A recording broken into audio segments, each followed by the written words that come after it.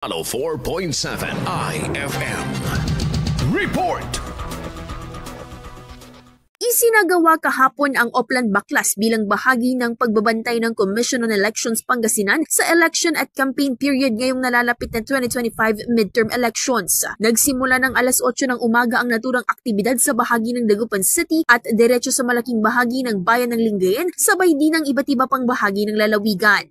So nag-umpisa po kami kanina sa Jimenez Street, sa harap na aming office, papunta po sa Baay, and then dito po sa Tonton, papunta pong town proper. Yes ma'am, COMELEC, PNP, DNR, tapos po DPWH. Sa bawat bayan sir, may kani-kaniyang team? Yes po.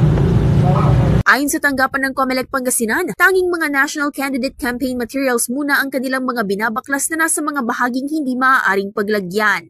Yung ating campaign poster is kumbaga lumagpas sa 2x3, na po yun. Kahit po ba by team, hindi na po pwede yun. Hindi na po allowable ng ating Fair Elections Act. Ngayon po, national positions lamang po yung tatanggalin kasi po campaign period lamang po ngayon ng national positions, February 11, 2025 to May 11.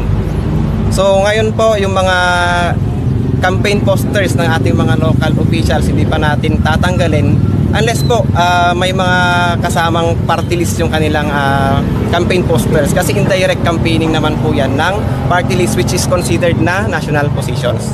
Umantabay naman ang hanay ng kapulisan sa pagsasagawa ng naturang pagbabaklas upang maiwasan ang aksidente at matiyak ang seguridad sa paligid. Sa ngayon, maigting ang pagpapaalala ng COMELEC Pangasinan sa mga tumatakbo ngayong eleksyon na dapat sumunod sa lahat ng mga pamantayan at regulasyon ng tanggapan para sa mas maayos at maaliwalas na eleksyon. Kasama mula rito sa IFM Dagupan, ito si Idol Joanna De Vera, Tatak IFM.